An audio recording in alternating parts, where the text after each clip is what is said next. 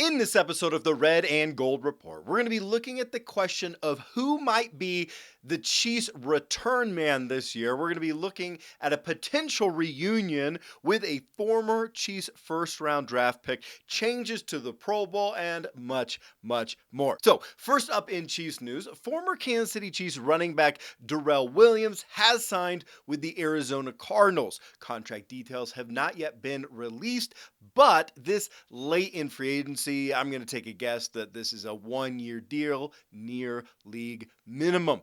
Also, based on the Cardinals depth chart, I'm also guessing that Williams is going to be competing just to be the second stringer in Arizona, which is very interesting because last year, Williams led our Chiefs in both rushing attempts and rushing yards, and led our running backs in receiving yards and receptions.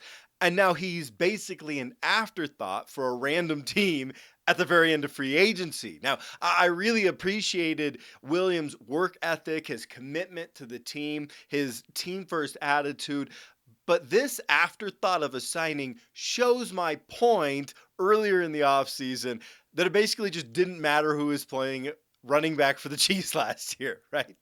In other news, it's rumored that the San Francisco 49ers are planning on cutting edge rusher D Ford in June. Now, this is interesting for the Chiefs for two different reasons. First, you recognize D Ford's name because he was drafted by our Chiefs in the first round of the 2014 draft. And after a slow start to his career, though, he put up 13 sacks in 2018 before being traded away to San Francisco. And second, it's interesting because, well, due to the Chiefs' very real need at defensive line and very real need specifically at defensive end, any pass rusher that hits the market should be seriously considered by our team. However, Ford does have a major injury history at this point and has only even played in 7 games over the last 2 seasons.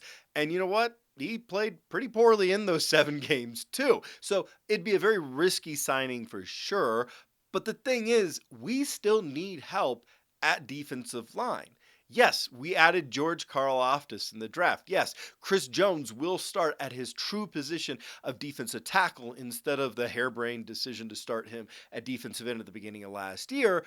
But remember, this was a defensive line that only produced a ranking of 29th in sacks last season. And this is a defensive line that has already lost Melvin Ingram in free agency. The free agent defensive lineman pool is shrinking quickly now, and it's about all dried out. And we need to sign someone soon. And hey, real quick, if you want the best Chiefs news and only Chiefs news brought to you on the interwebs, make sure to subscribe to this channel on YouTube, hit the little like button on this video, and the notification bell.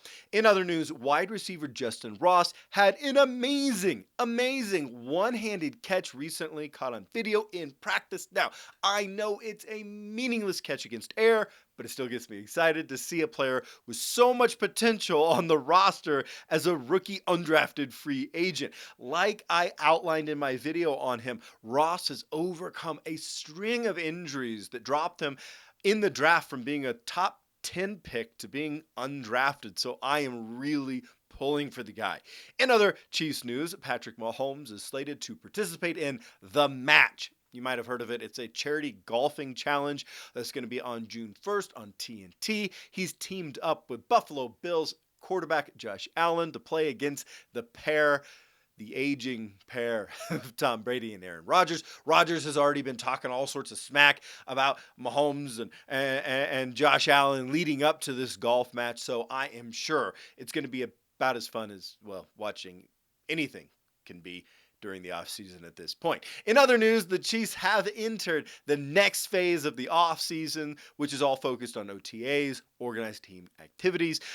There will be no live contact, but it's a good opportunity to have 7-on-7 drills, 9-on-7, other drills. All that is permitted. One thing to keep an eye on during OTAs is that our players like Orlando Brown, who are hoping for a new contract, are they going to hold out or are they going to still be there? Are they going to participate or not? In league news, the NFL is contemplating big changes to the Pro Bowl, and on the table is actually canceling the entire Pro Bowl game as we know it altogether and replacing it with a skill showcase of different players. In the words of Commissioner Roger Goodell, the game doesn't work. And in my words, the game is garbage. Get rid of it.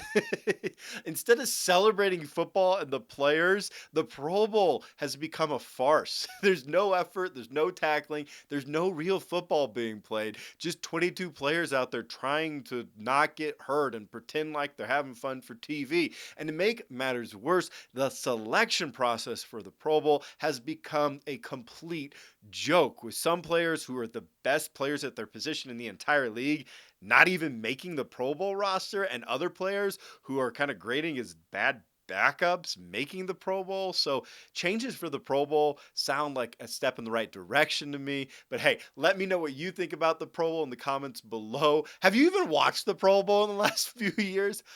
I haven't. It's just terrible. How would you fix it? What would you do? And how can they even get better just picking the right players for the Pro Bowl, the selection process? In other Chiefs news, Pro Football Focus recently released an interesting article listing every team's best 3 players. For our Chiefs, the top 3 listed players were Patrick Mahomes, of course, Travis Kelce, and Chris Jones. I actually think I'd agree with that pick, but let me know what you think the top 3 players on our Chiefs are right now on this roster. But moving on from news, here's a thought that I have been contemplating lately. Who will be the Chiefs' primary return man next year on special teams? Last year, between kick and punt returns, Byron Pringle, wide receiver Byron Pringle, led the Chiefs with 25 returns. The next closest Chief was wide receiver McCole Hardman with 15, and former Chiefs corner Mike Hughes, he had 6. But now, both Byron Pringle and Mike Hughes are gone in free agency, right? They've signed elsewhere. To make matters worse, at one point last season, McCole Hardman was actually benched as a punt returner. For this whole stretch, he seemed to really fall out of favor with special teams coordinator Dave Tobb. So while he's the player with the most return experience heading into the season, well, it's not really clear cut that the Chiefs are excited about him at that position. Because also, the other problem is that while the Chiefs drafted a bunch of athletic players in the draft this year who could be returners, they actually didn't see much experience as return men in college. Rookie 7th round running back Isaiah Pacheco only had 18 kick returns at Rutgers. Trent McDuffie had just 9 punt returns and 0 kick returns in college. 2nd round receiver Sky Moore only had 3 kick returns and 1 punt return in college. Jerion Ely had 34 kick returns in college, but he might struggle to even make the final roster as a rookie undrafted free agent fighting for that 4th string running back spot. So here's my point. Yes, the assumption is that McCole Hardman will be the starting return man. However, it's more by default right now than anything else, and it's going to be very interesting to see if any of those other guys step up to give him competition in the coming months.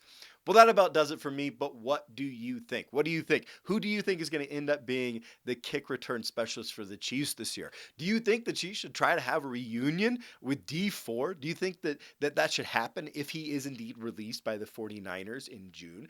How would you change the Pro Bowl? How would you even select the players at this point? And what would you do at this point in free agency with the Chiefs to address the defensive line if you were in charge? Or do you think it doesn't even need addressed at all? Leave all that. Let me know what you think in the comments below. Make sure you subscribe to the Red and Gold Report on YouTube. Thanks for watching, and go Chiefs!